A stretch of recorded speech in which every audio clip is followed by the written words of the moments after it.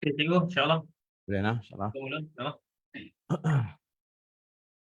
Assalamualaikum warahmatullahi wabarakatuh. Bismillahirrahmanirrahim. Alhamdulillahirabbil alamin. Nahmaduhu wa nasta'inuhu wa nastaghfiruh wa nastahdih wa na'udzu billahi min syururi anfusina wa min sayyiati a'malina. May yahdihillahu fala mudilla lahu wa may yudlil fala hadiya lahu. Asyhadu an la ilaha illallah wahdahu la syarika lahu wa asyhadu anna Muhammadan abduhu wa rasuluh. Allahumma rabbi syrah li sadri wa yassir li amri wahlul 'uqdatam min lisani yafqahu qawli. Subhanaka la 'ilma lana illa ma 'allamtana innaka antal alimul hakim. Guru-guru dan staf materi, ibu bapa, hadirin hadirat yang berada secara di Zoom ataupun secara online di Facebook dan sebagainya. Semua hadirin hadirat yang dirahmati Allah sekalian, alhamdulillah kita banyakkan setinggi rasa syukur pada Allah Subhanahu Wa Taala dengan izin dan limpah kurnia Allah Subhanahu Wa Taala kita dapat bertemu untuk sesi pertama dalam siri mendidik dengan cinta. Jadi insya-Allah kita akan spend mungkin lebih kurang sejam, kemudian kita ada sesi Q&A kalau ada soalan dan sebagainya. Dan kita harap kita dapat berterusanlah siri ini sampai ke habis. Sebagaimana tajuk-tajuk yang telah dilistkan pada Facebook dan juga kepada bapa dan sebagainya. Dan juga boleh share lah, insyaAllah. Boleh share dengan salam mara kawan-kawan dan sebagainya. Jadi, dengan cinta ni ada beberapa siri lah. Untuk malam ni kita akan bincang tentang mengenal pasti keperluan emosi anak-anak. Jadi sebagai sedikit mukadimah, mungkin satu persoalan yang kita boleh sama-sama fikirkan, renungkan, bagaimana kita menjadi suami, menjadi isteri, ataupun mungkin jadi ibu dan jadi ibu, jadi ayah. Jadi sebenarnya tidak ada sekolah khusus untuk jadi suami. Tak ada sekolah khusus untuk jadi isteri, tak ada sekolah khusus untuk jadi ibu ataupun ayah. Jadi tak mustahil lah kalau hidup kita berkeluarga ni kerana banyak kesilapan.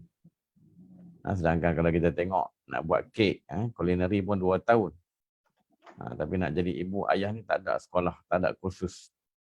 Kalau ada pun kursus kahwin, saya yakinlah bagi ramai bersetuju kita kata kursus kahwin ni tidak banyak membantulah dalam persiapan rumah tangga. Bahkan kadang-kadang semata-mata menjadi syarat untuk dapat CJ saja. Jadi maknanya kita kena rasa satu keperluan untuk masing-masing menambah ilmu, pengalaman, berbincang, berkongsi masalah dan sebagainya dalam pembinaan rumah tangga ataupun keluarga kita. Kerana keluarga ni satu benda yang cukup besar. Dia melahirkan generasi, dia membina, dia melahirkan calon-calon pemimpin, pejuang dan sebagainya. Semua lahir daripada rumah tangga. Jadi perlu ada usaha-usaha kita untuk menambah ilmu, pengalaman tentang pendidikan anak dan juga sebagainya. Juga termasuk komunikasi rumah tangga. Jadi fokus mendidik dengan cinta ni bukan sekadar pendidikan anak, kita juga nak bincang tentang komunikasi rumah tangga. Kerana kita sebut dalam intro awal, dalam video intro tu kita sebut bahawa rumah tangga ni adalah madrasah pertama bagi jiwa anak-anak. Kalau rumah tangga tu bergoyang, jiwa anak-anak pun akan bergoyang. Dia akan membesar dalam keadaan rasa tidak percaya diri, berbagai gejolak jiwa dan perasaan yang terganggu dan sebagainya. Jadi pentingnya kita membina suasana rumah tangga supaya menjadi rumah tangga syurgawi. Rumah tangga yang jiwa anak-anak menjadi tenang.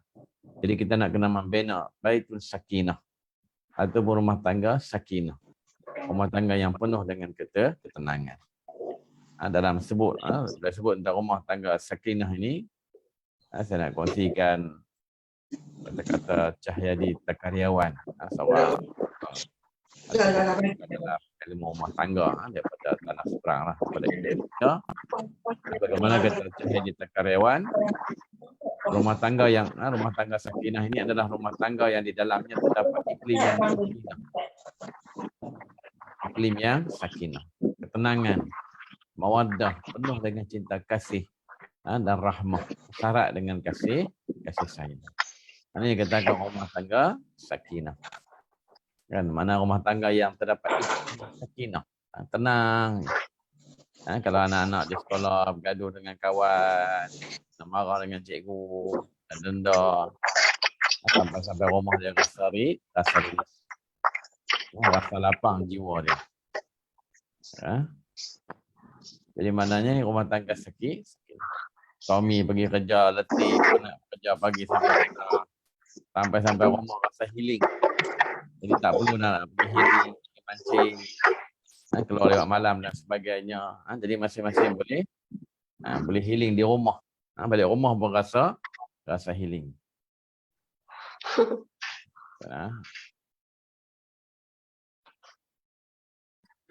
Jelas.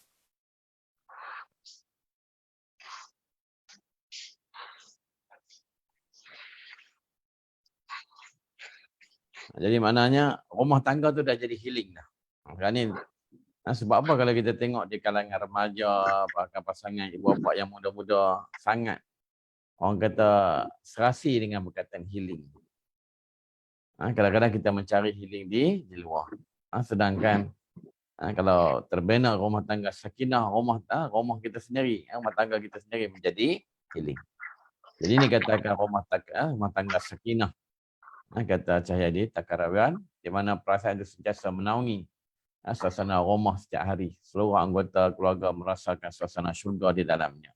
Sesuai dengan slogan Baiti Jannati. Jadi masing-masing rasa suasana syurga, rasa kenikmatan, rasa ketenangan bila bersama. Malangnya hari ini dengan berbagai-bagai tekanan di luar, tekanan tempat kerja, kadang-kadang peranan gadget dan sebagainya, kadang-kadang rumah tangga tidak benar-benar menjadi healing. Bahkan ramai yang balik rumah dia rasa stres. Jadi ada suami-suami yang cuba balik lambat. Kenapa healing duduk di luar dulu dan sebagainya. Ataupun kita terpaksa keluar je minggu untuk cari tempat lain sebagai healing. Jadi maknanya perlu kita corak ke rumah tangga kita sebagai rumah tangga sakinah. Jadi Seri Mendidik dengan Cinta ni tujuan kita adalah nak bincang sama-sama, kita dah berkongsi pengalaman, ilmu.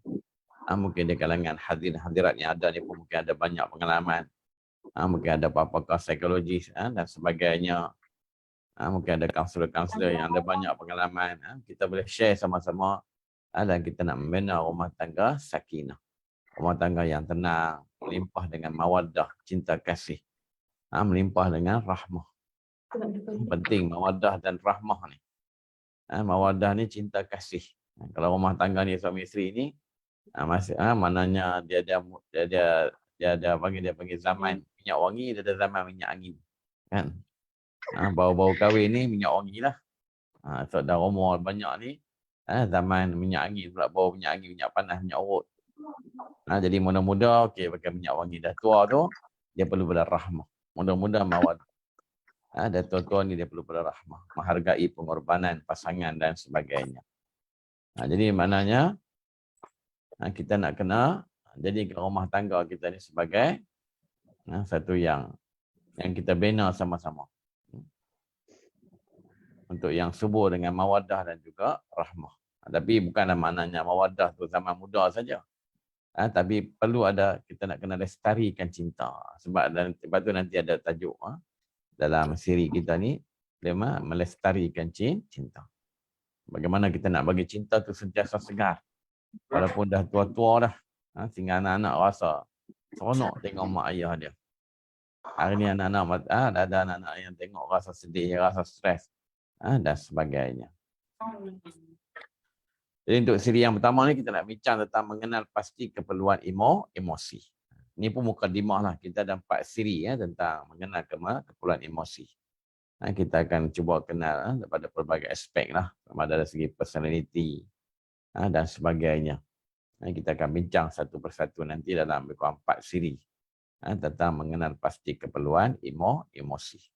Jadi sebelum tu kita cuba kita kenali sikit apa dia katakan emosi. Sebab emosi ini memainkan peranan yang besar dalam kehidupan kita. Sama ada secara individu ataupun secara berkeluarga. Maknanya peranan dia begitu. Jadi apa dia katakan emosi? Jadi segi bahasanya, emosi ini maknanya ekspresi naluri atau reaksi perasaan dalaman yang kuat. Dia reaksi naluri. Kalau mulut kita boleh menjerit, boleh meraung, boleh marah, boleh menangis. Tapi yang dalaman kita ni kadang-kadang dia tak terkeluar daripada kongkong kita, tak lepas. Dia tak keluar melalui lidah kita. Ada yang boleh keluar, ada yang tak boleh keluar. Yang tak boleh keluar tu yang makan dalam tu. Kan? Tapi dia ada ekspresi naluri dia. Rasa sedih, rasa sakit, rasa terluka, rasa sunyi dan sebagainya. Ataupun dalam ilmu psikologi disebut sebagai bahasa atau reaksi dalaman terhadap rangsangan luaran ataupun dalaman. Jadi kehidupan kita ni penuh dengan rangsangan. Kadang-kadang dihina, tidak dipedulikan dan sebagainya. Jadi dia ada reaksi daripada dalaman kita. Yang dia panggil sebagai emosi. Itu bahasa atau reaksi dalaman terhadap sesuatu rangsangan daripada luar ataupun daripada dalam kita sendiri.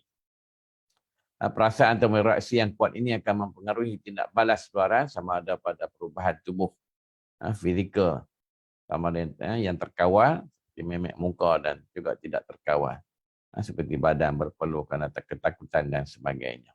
Jadi dia ada reaksi luaran. Bahkan kadang-kadang reaksi luaran ni kadang-kadang nampak pelik. Contohnya orang yang rasa sunyi, rasa tak dipeduli, dia mudah ketawa.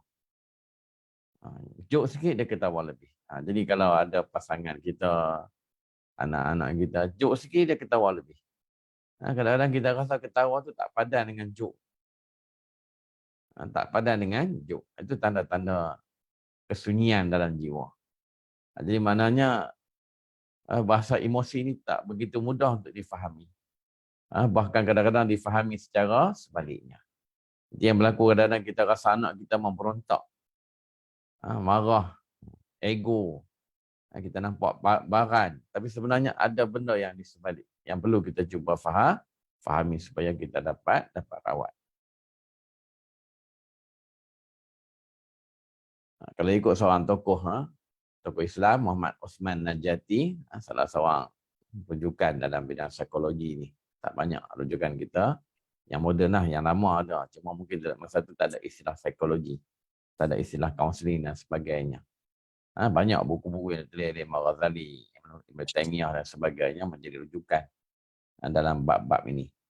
Jadi kata Muhammad Osman Najati tahun 1993, dia kata emosi merupakan bangkitan perasaan dan rasa dalaman hasil daripada tindak balas seseorang terhadap sesuatu perkara. Pengalaman dan peristiwa yang berlaku seperti emosi, takut, marah, kecewa, gembira, suka dan kasih sayang. Jadi mana emosi ini adalah bangkitan perasaan dan rasa dalaman daripada rangsangan-rangsangan luar tadi.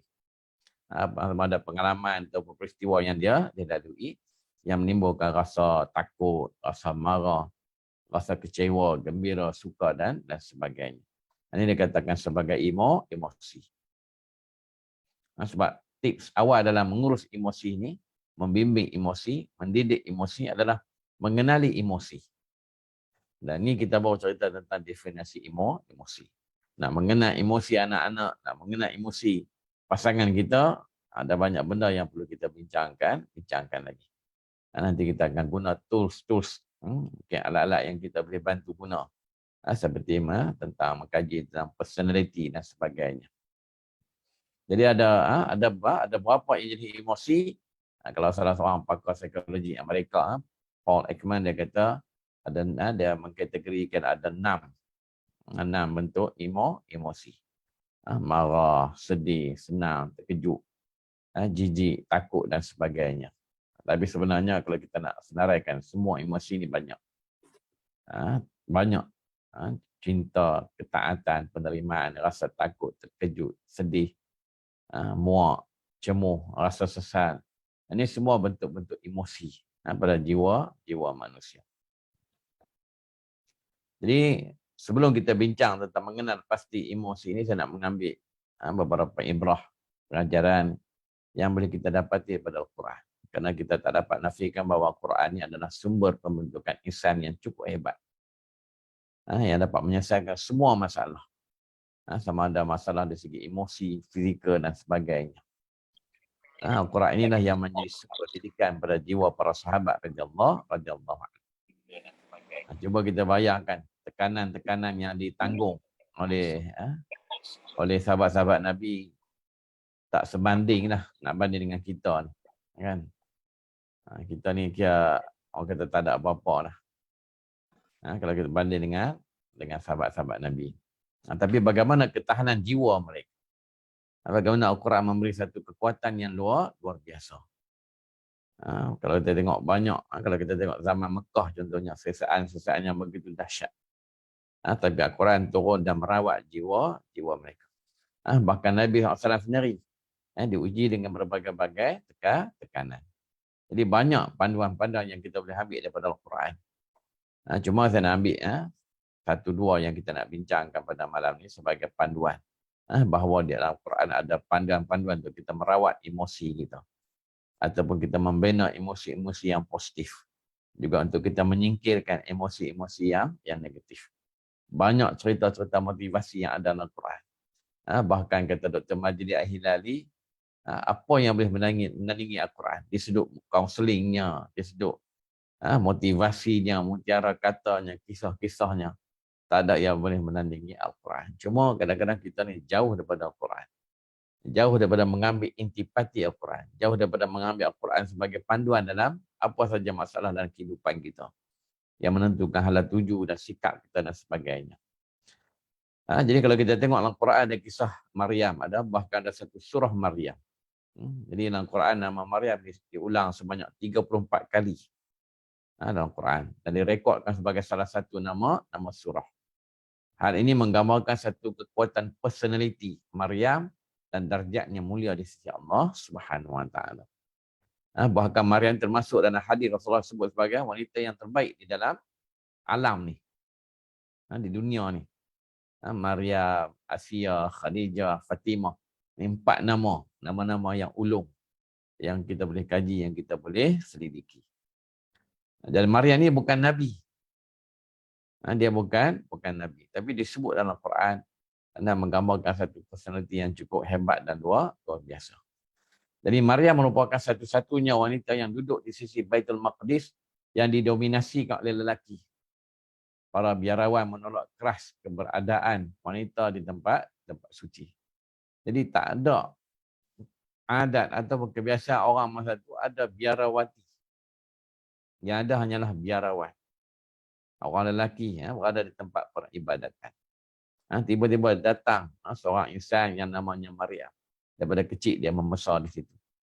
Dijaga oleh bapa saudara dia Nabi Zakaria. Dan kalau kita tengok cerita Maryam Muqaddasah, ada satu filem. Boleh dapat. Kalau siapa yang minat boleh pergi kat saya punya channel Telegram. Cerita terbaru itu dia ada. Ada beberapa siri dengan subtitle bahasa Melayu lah. Tentang Maryam Muqaddasah. Bagaimana peritnya dia membesar di tempat peribadatan yang didominasikan oleh lelaki. Bahkan guru-guru dia sendiri tak suka. Sebab apa? Sebab Maryam ni dia menghafal kitab Injil, kitab Taurat daripada pak saudara dan Nabi Zakaria. Dan Allah bagi dia ingatan yang cukup kuat. Sedangkan kita tahu bahawa Bani Israel ni mereka ni menukar-nukar kandungan kitab mereka. Mereka mengubah sesuka hati demi kepentingan mereka. Untuk dapat kadang-kadang buat salah ni, denda ni, bagi duit berapa dinar yang dapat dekat tokoh-tokoh agamawan ni. Jadi zaman dulu dah ada dah tokoh-tokoh agama yang hamba dunia. Kan? Jadi maknanya mereka memutarbalikkan fakta-fakta agama. Jadi Maryam ni dia menghafal kitab Taurat daripada Nabi Zakaria. Dia memperbetulkan. Jadi guru-guru pun anti dengan dia. Dia bagi kerja-kerja yang kasar, kan, cuci kawasan, kerja-kerja buruh, bahkan ada ketika dia rotan dan sebagainya. Jadi kita bayangkan daripada kecil sampai besar hidup dia penuh dengan kesusahan. Di pulau, diejek, dihina dan sebagainya. Saya galakkan kita tengok cerita tu, dan cerita tu banyak benda lah yang menyentuh hati kita. Bahkan saya sendiri kalau baca surah Maryam ni boleh keluar air mata. Kenapa? Kita menghayati. Bahkan baca ayat pertama tu pun cukup dah. Surah Maryam ni cerita tentang kisah cinta. Kalau orang tengok cerita Nustan tu boleh keluar air mata. Ini cerita yang Allah cerita. Kalau kita benar-benar memahami, mustahil tak menitis air mata kita. Kerana surah Maryam ni kisah cinta. Zikru rahmati rabbika abdahu Zakaria. Ingat tak kisah cinta, rahmat, kasih sayang Allah kepada hambanya Zakaria. Jadi dia kisah cinta. Lebih hebat daripada cerita Kush Hotahe, apa lagi, Dending Ape Pagal kan. Drama-drama Korea yang ada Legend of Lucy dan sebagainya. Itu cerita rekaan manusia yang tak benar pun. Dan Quran menceritakan kisah-kisah yang benar. Dan bila Quran menceritakan tentang kisah cinta, kita akan rasa kedalaman perasaan cinta. Bahkan cinta di sini ada cinta Allah kepada Nabi Zakaria. Jadi bila kita tengok cerita tu, baru kita tahu kenapa Nabi-Nabi nak hajat kepada anak lelaki. Untuk meneruskan perjuangan dia. Jadi Nabi Maryam ni dia bukan Nabi. Tapi begitulah perjalanan hidup dia. Bahkan kemuncak. Ditambah pula penderitaan dia bila dia mengandung. Ketika Allah bisikkan kepada Allah, hantar malaikat yang jumpa dia dan menyampaikan berita bahawa Allah akan bagi anak kepada dia untuk melahirkan anak. Ini satu benda yang cukup berat. Bahkan dia kata macam mana boleh dia dapat anak. Dia kata sedangkan dia tak pernah disentuh oleh mana-mana lelaki. Maryam ni orang yang menjaga kesucian dirinya. Kadang dihina, diseksa dan sebagainya. Dia orang yang sangat menjaga kesucian dirinya. Bila sampai berita tu pula, bahkan sehingga akhirnya dia mengandung. Bahkan kita tahu pula tentang kepayahan mengandung ni. Dalam surah Luqman disebut tentang wahnan ala wahnin. Maknanya seorang wanita mengandungkan anak ni wahnan ala wahnin. Sengsara atas sengsara. Sengsara atas sengsara. Lagi banyak sengsara ni. Dengan tekanan tadi, mengandung pula, bahkan bagaimana nak menjaga keaiban dia. Dia memang difitnah macam-macam, tiba-tiba mengandung pula. Ketika malaikat datang sampaikan berita pada dia kata macam mana dia boleh mengandung dan kata ada lelaki yang sentuh dia. Tapi inilah tanda-tanda kebesaran Allah Subhanahu Wa Taala. Allah Taala kata melalui malaikat tadi, Allah nak jadikan dia sebagai tanda. Tanda kepada kebesaran dan keagungan Allah Subhanahu Wa Taala. Jadi dengan mengandung ni, kemuncaknya dia mengalami duka cita dan kerisauan yang melampau. Mengenangkan nasibnya dan anaknya di dalam kandungan. Sehingga dia bawa diri ke satu tempat. Dan tidak ada tekanan emosi yang lebih ekstrim daripada apa yang ditanggung oleh Maryam. Maknanya kita boleh bayangkan bagaimana ujian yang ditimpakan kepada Maryam. Bahkan dia pergi ke satu tempat yang mengasingkan diri dia dengan perut dia yang mengesarat dengan kandungan. Bahkan dia kata, disebutlah dalam surah Maryam ada ayat 23, A'udzubillahi minasyaitonirrajim. فأجاءها المخاض إلى خزع النخلة قالت يا ليتني مت قبل هذا وكنت نسيا منسيا. Ketika dia nak bersalin, maka sakit beranak tu memaksakan dia bersandar kat sebatang pokok tamar. Lemah dah tubuh badan. Dan dia berkata apa? Qalat ya laitani mittu qabla hadha wa kuntu nasyan mansiya. Ada kita alangkah baiknya kalau aku mati sebelum ni. Qalat ya laitani mittu qabla hadha. Alangkah baiknya ya Allah kan, kalau aku mati sebelum ini, wa kuntu nasyan mansiya. Dan menjadi aku sesuatu yang dilupakan orang dan tidak dikenang-kenang. Siapa pun tak ingat dah. Maknanya stres dia tu sampai minta mati.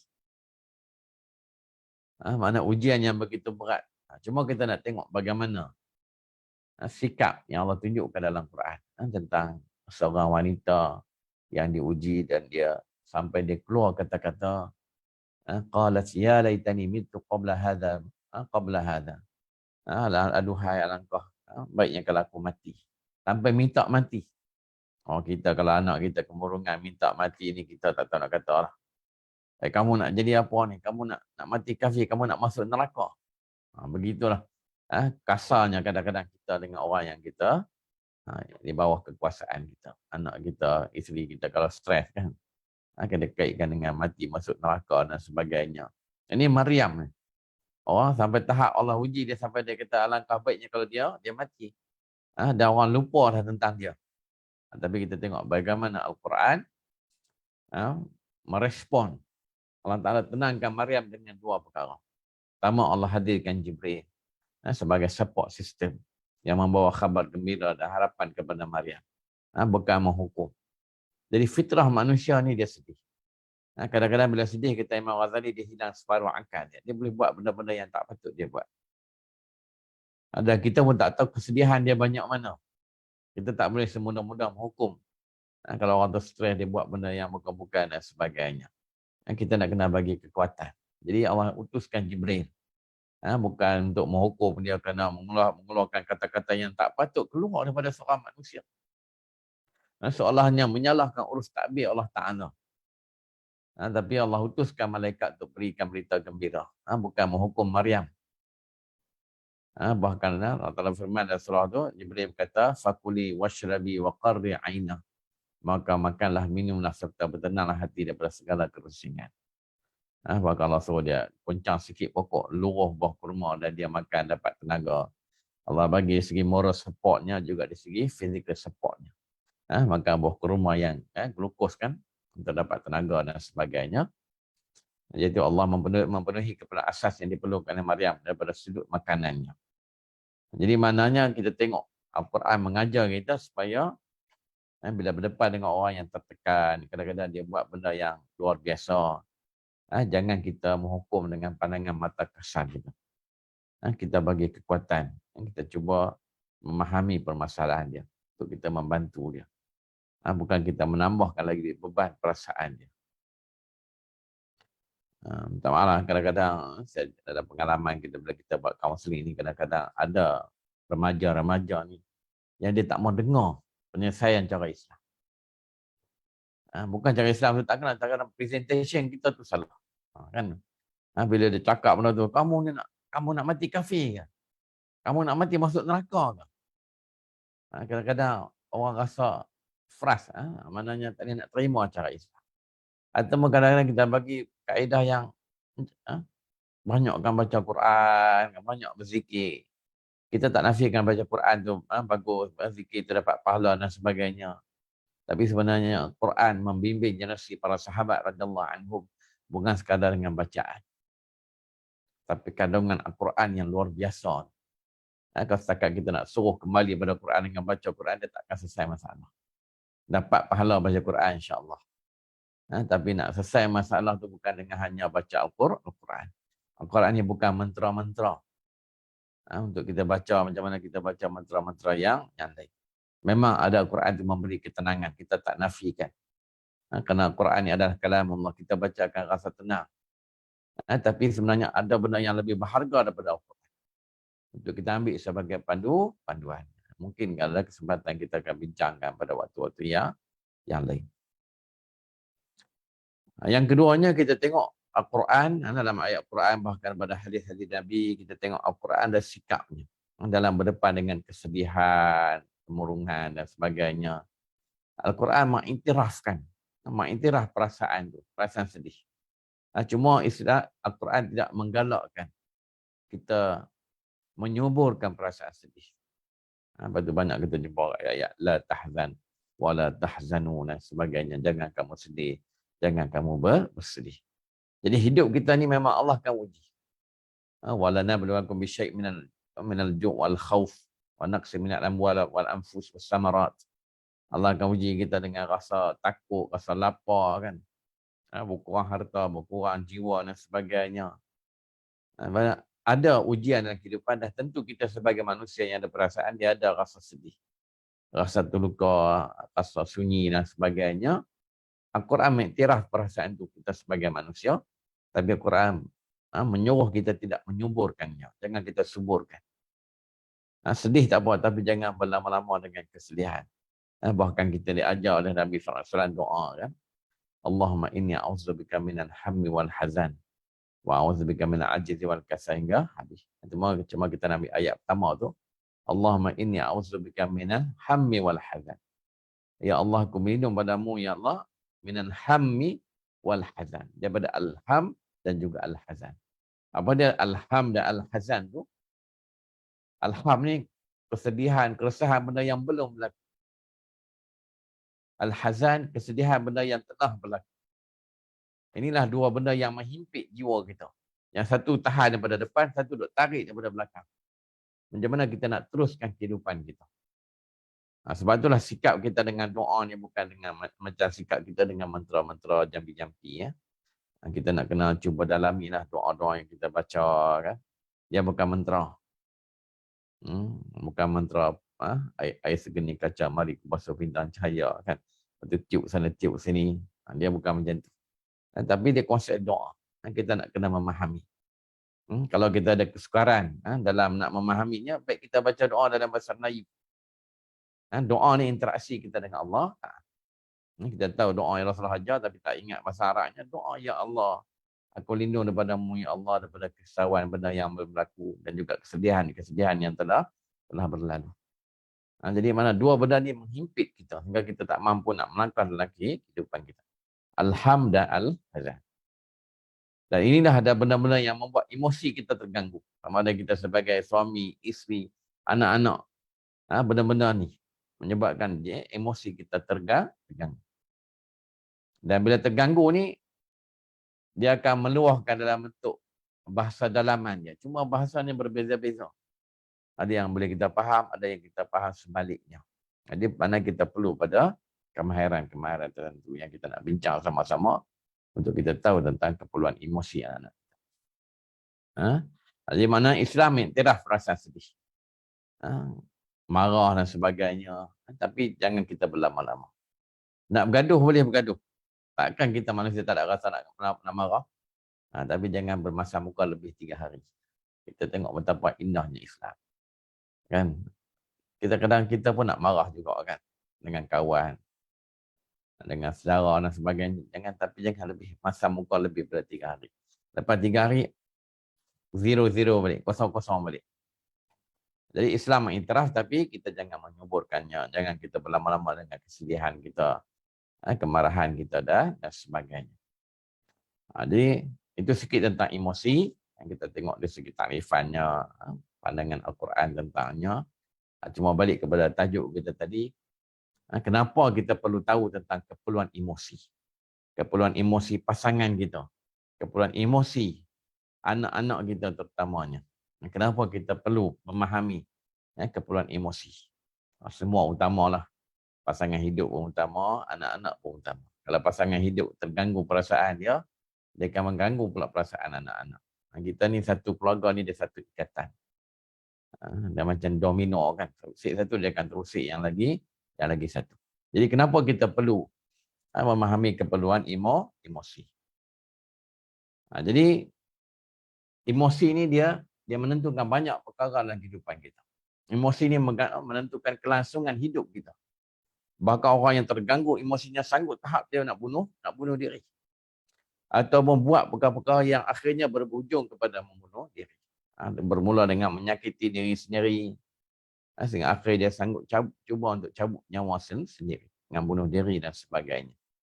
Jadi maknanya emosi penting untuk kelangsungan. Bahkan seorang yang emosi dia stabil, keperluan emosi yang terpenuhi, dia sanggup hadapi apa saja kesusahan. Apa saja kepayahan. Seorang isteri yang terpenuhi keperluan emosinya, dia sanggup susah di sisi suami dia. Lautan api pun sanggup direnangi. Tapi kalau tak terpenuhi keperluan emosi itu, bukan kata lautan api. Sungai kecil pun tak sanggup nak seberang. Susah sikit baru dah mula mengeluh. minta cerai dan sebagainya kerana keperluan emosi dia tak terpenuhi. Kenapa tak terpenuhi? Nanti kita akan bincang. Kan?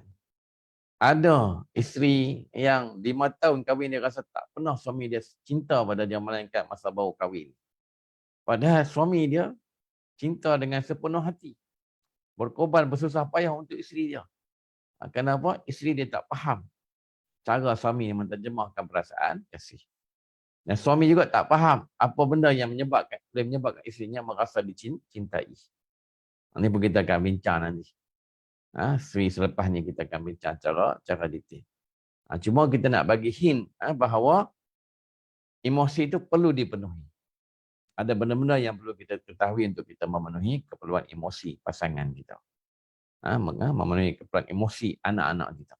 InsyaAllah anak-anak kita kalau terpenuhi keperluan emosi kita, dia sanggup struggle untuk bina capai kejayaan dan sebagainya. Dia ada personality yang stabil. Bahkan kalau kita tahu seni dia, tak perlu keluar duit pun. Tak perlu spend banyak tenaga, duit dan sebagainya pun. Benda tu simple. Cuma kita nak kena tahu keperluan emosi dia. Emosi menentukan kebahagiaan. Orang yang terganggu emosinya takkan rasa bahagia. Walaupun rumah macam istana. Nak apa lagi? Mak ayah bagi semua. Kadang-kadang kita katakan, mak ayah bagi semua, kamu nak apa lagi? Dia nakkan keperluan emosi.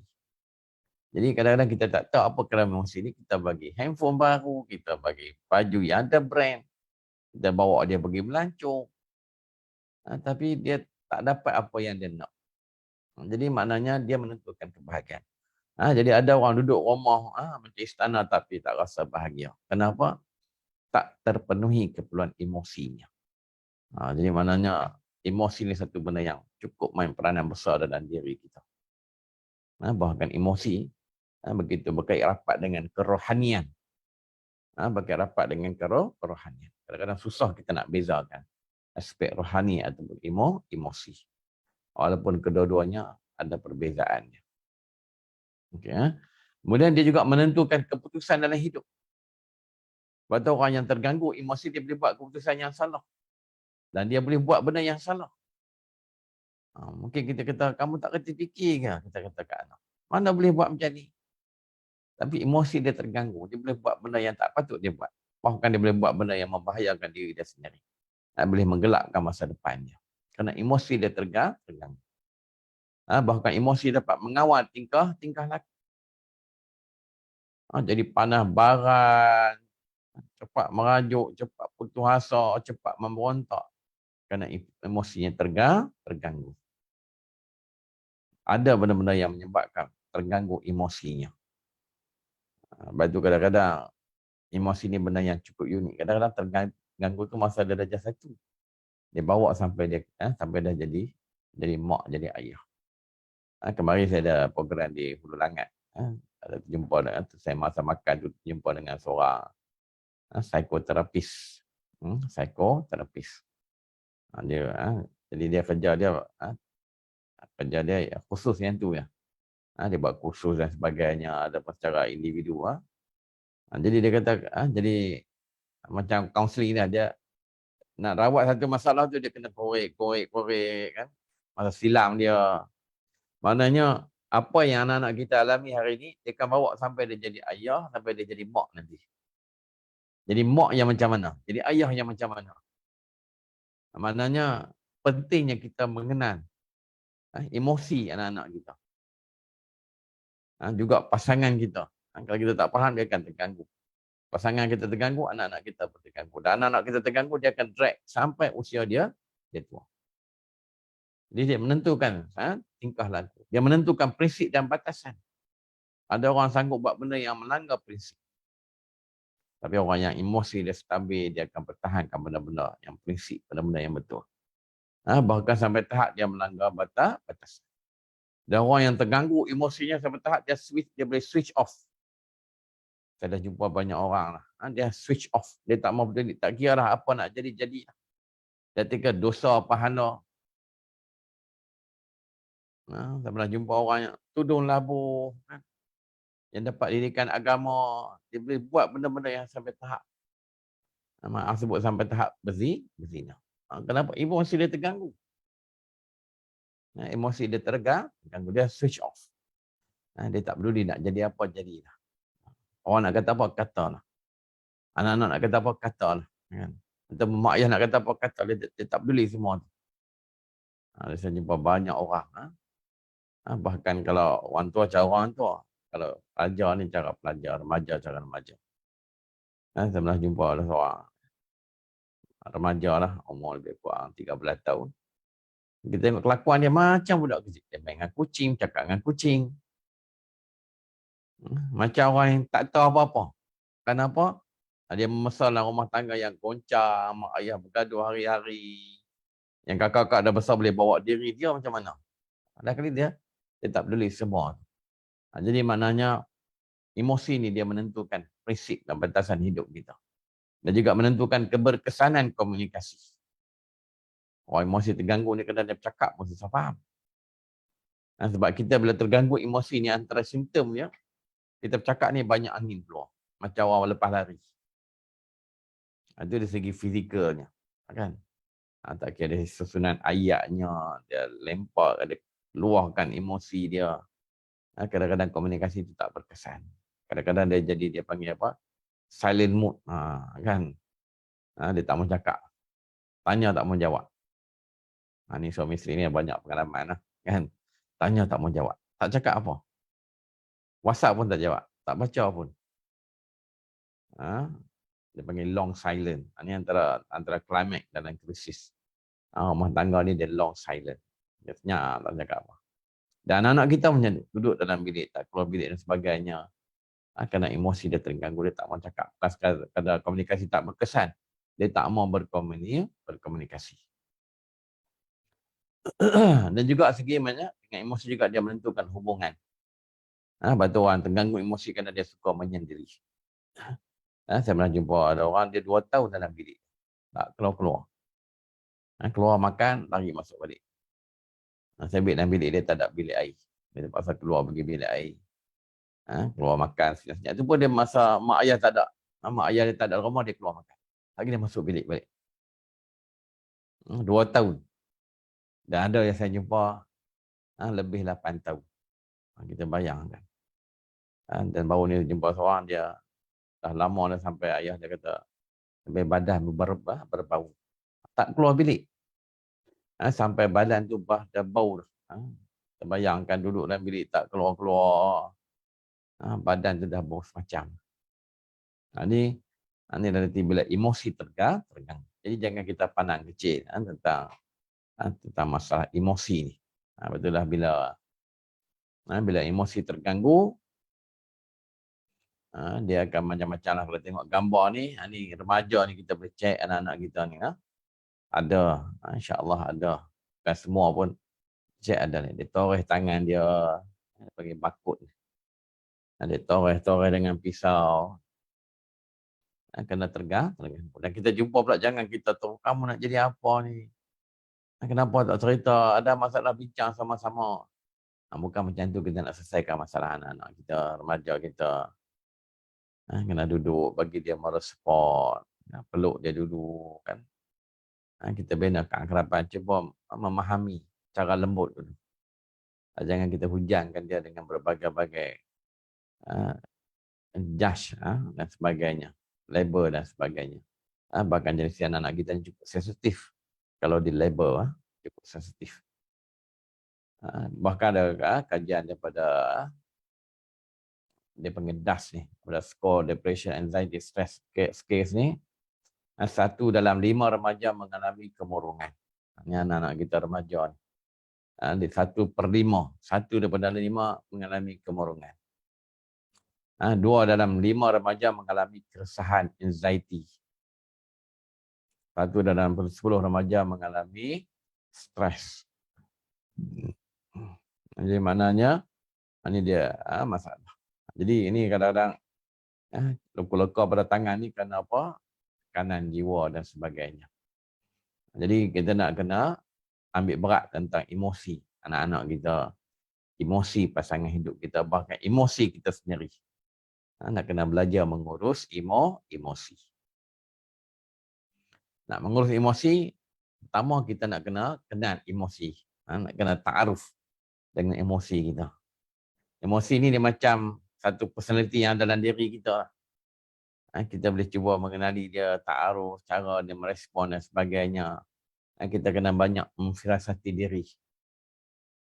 Kalau kita kenal emosi kita, insyaAllah man tafarasa nafsi fa'arafaha sahat lahu firasah li ghairihi. Siapa rajin memfirasati diri sampai dia tahu kerenah emosi rohani dia, benar pula firasat dia tahu. Dia tengok anak dia tahu. Dia boleh faham masalah anak-anak dia. Jadi bila dia bercakap cakapan dia untuk menyelesaikan masalah. Jadi maknanya kena rajin cuba mengenali emosi kita. Dah kenal baru kita boleh mengurus emosi kita. Baru kita boleh mengurus emosi kita. Baru kita boleh buat benda-benda yang membina kekuatan emosi kita. Baru kita boleh tanggalkan benda-benda yang negatif daripada emosi kita. Jadi semua itu bermula dengan kita mengenali emosi kita. Jadi insyaAllah mungkin itu saja untuk malam ni sebagai mukaddimah sebenarnya. Nanti minggu depan baru kita bulan depan baru kita akan sambung lagi. Kita akan tengok kepada tools yang pertama nak kongsikan. Mungkin kita boleh tunjuk slide sikit. Macam mana kita nak mengenal pasti kepulauan emosi kita, anak-anak kita, pasangan kita melalui bahasa cinta. Dia mungkin ada yang kita pernah baca, cuma kita nak bincang dalam konteks dengan anak-anak, komunikasi rumah tangga. Bagaimana kita nak mengenal pasti kepulauan emosi berdasarkan bahasa cinta isteri dan juga anak-anak kita, ataupun suami dan juga anak-anak, supaya kita boleh bina rumah tangga sakinah. Jadi wallahualam, mungkin sekadar itu saja insya-Allah. Saya pun sebenarnya baru sampai tadi daripada Perak. Jumaat satu Ahad di Hulu Langat. Ada khusus kepimpinan. Ada 2 sekolah, sekolah Seksyen 7 dan sekolah Sekolah Tasik. Kemudian tadi tolak pagi tadi daripada Perak, insya-Allah. Jadi moga Allah lapangkan masa kita, tenaga kita untuk sama-sama kita istiqamah lah, insya-Allah. Mungkin bulan depan kita akan sambung lagi secara lebih terperinci. Ini sebagai mukaddimah. Jadi saya buka lah, insya-Allah, kalau ada apa-apa soalan dan sebagainya, nak tambah, nak share. Ada yang di Zoom ni, kan? Mungkin juga yang di luar sana, yang di Facebook.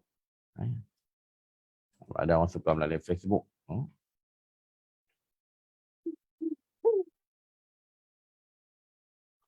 Okey, insya-Allah. Wallahu a'lam. Aku ni qauli hadza, astaghfirullah li wa lakum, wallahu ghafurur rahim. Wabillahi taufiq wal hidayah. Insya-Allah kita buka lah. Kalau ada soalan-soalan dan sebagainya, boleh ditulis kat ruangan chat. Ataupun nak sharing dan sebagainya, insya-Allah. Dekat Facebook pun boleh.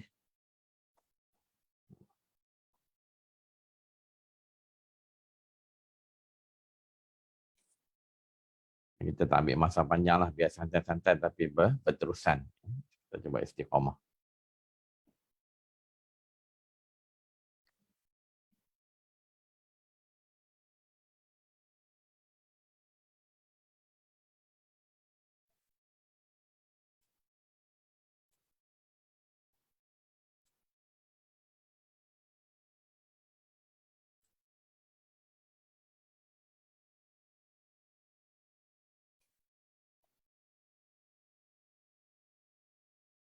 Okey, ada soalan. Soalan kita, bagaimana yang dimaksudkan dengan ibu bapa perlu mendidik anak-anak berdasarkan zaman mereka. Jadi, kita sedia maklumlah, cabaran-cabaran ni dia tak sama. Cabaran-cabaran zaman ni dia tidak sama. Kalau kita zaman dulu, kita mungkin lebih kepada tekanan dari segi fizikal, kemiskinan, kan. Emosi pun terganggu kerana benda-benda tu. Sekarang ni, zaman anak-anak kita ni berbeza. Zaman digital, dia panggil zaman cyber ni, cabaran dia berbeza. Dari segi serangan pemikiran yang melemahkan jiwa anak-anak kita. Bahkan anak-anak kita ni disebut sebagai digital native.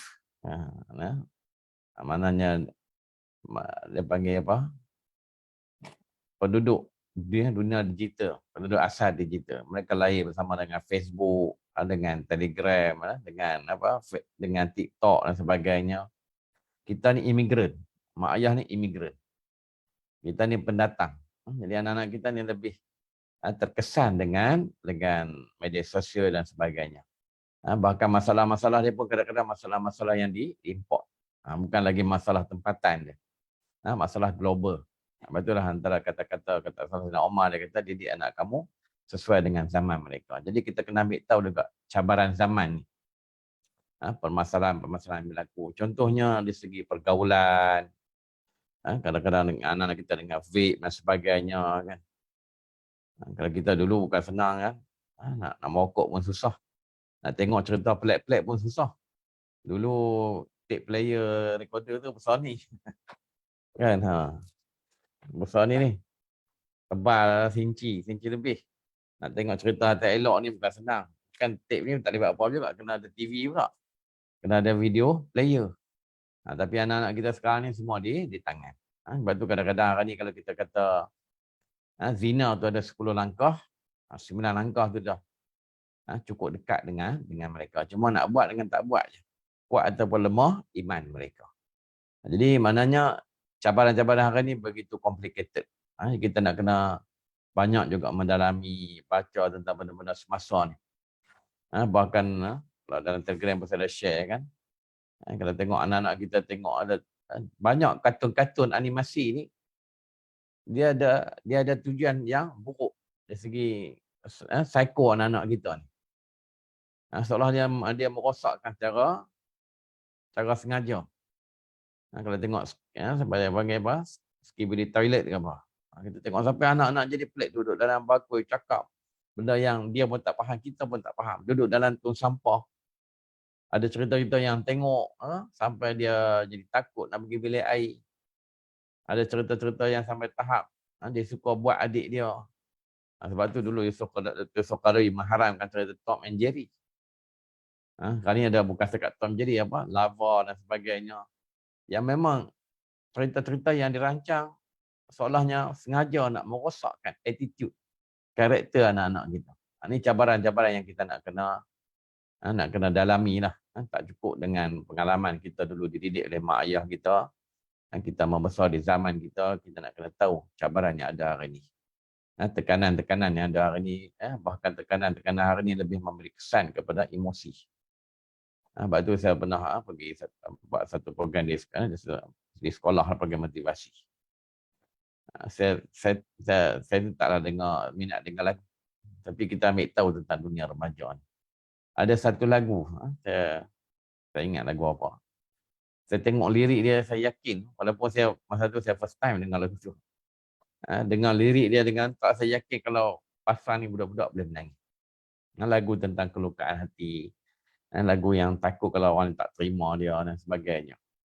Saya buat program sekolah, bila saya pasang tu, memang boleh kata 70-80% remaja ni, kita 4, kita 5 ni duduk keluar air mata.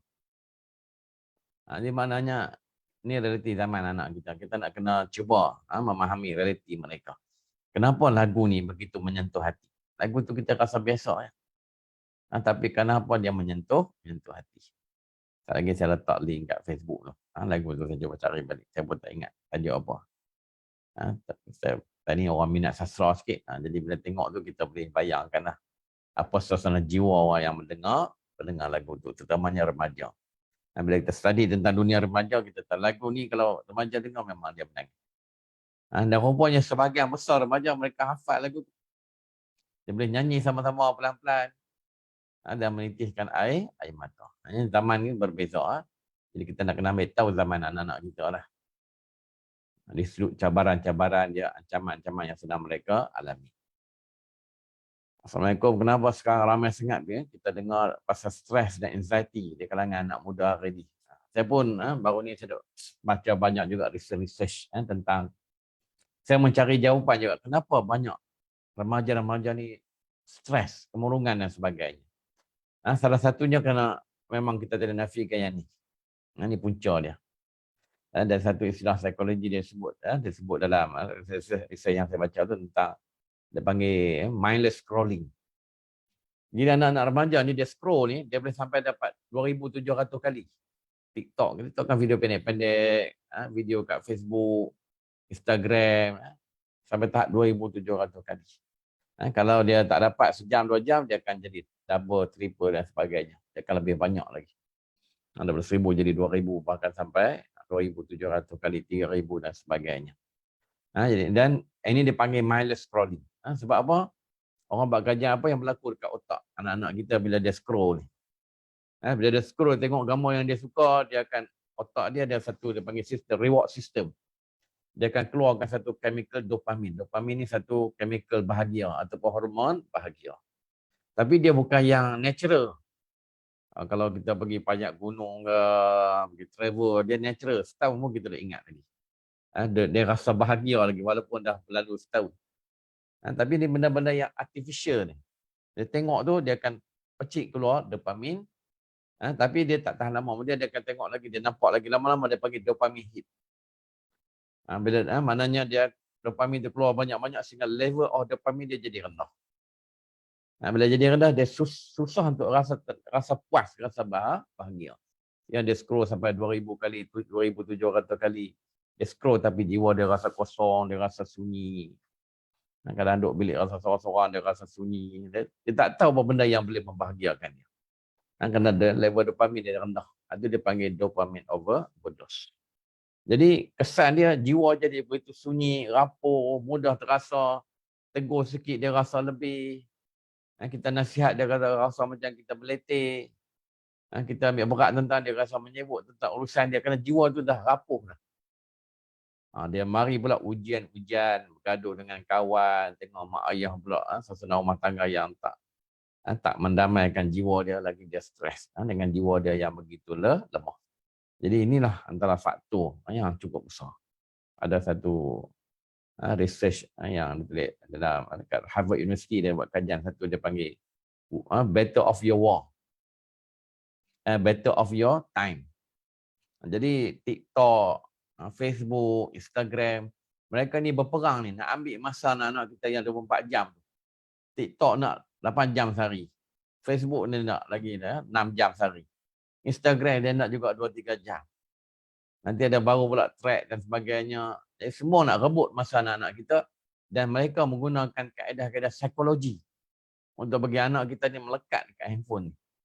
Bahkan dalam kajian Harvard University tu, mereka gunakan teknik macam judi tu. Dia panggil slot machine. Mereka kaji macam mana menyebabkan orang sanggup duduk situ berjam-jam main judi, sanggup keluar duit habis. Itulah kaedah yang mereka gunakan. Kenapa? Mereka dapat keuntungan dengan iklan-iklan yang ditayangkan dalam. Kalau orang tak tengok, siapa nak tengok iklan? Jadi itu cara dia menjana keuntungan. Ini cabarannya anak kita hari ini. Jadi tak mustahil lah ramai yang anxiety. Di Facebook ada tanya, Rashid Jaafar, Assalamualaikum cikgu, bagaimana nak memahami emosi pasangan jika pasangan berbeza usia? Dia emosi ni dia tak ada umur. Bukan tak ada umur. Dia tak begitu berbeza. Cuma alat-alat untuk mengenal emosi, nak memahami keperluan emosi. Ini insya-Allah minggu depan kita akan bincang secara detail. Rashid kena tunggulah. Ini bulan depan kita akan bincang tentang bagaimana kita nak memahami emosi pasangan kita. Kalau kita faham keperluan emosi dia, insya-Allah. Walaupun usia berbeza, tapi dia rasa dihargai, rasa disayangi, rasa dicintai dan sebagainya. InsyaAllah kalau ada lagi nak share pandangan tentang apa, saya betul baca.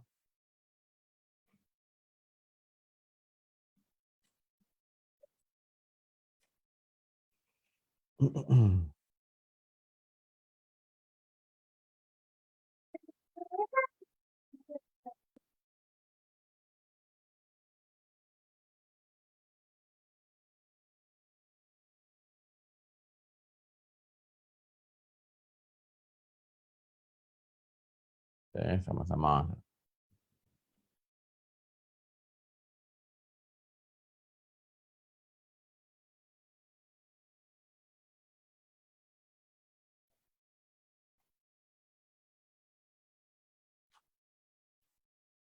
Mungkin tak ada soalan kot, insyaAllah. Jadi moga kita dapat teruskan series ini seterusnya lah.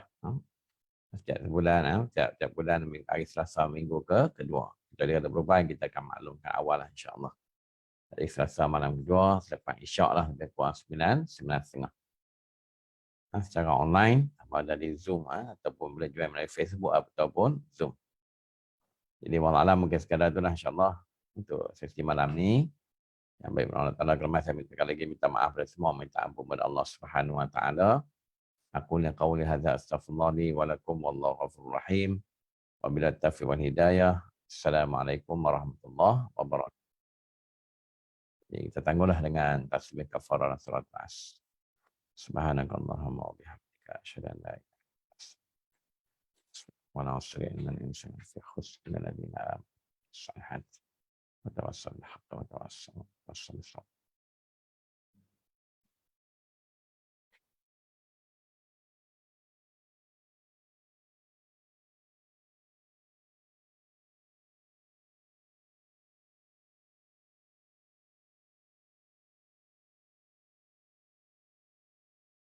InsyaAllah jumpa lagi bulan depan, insyaAllah.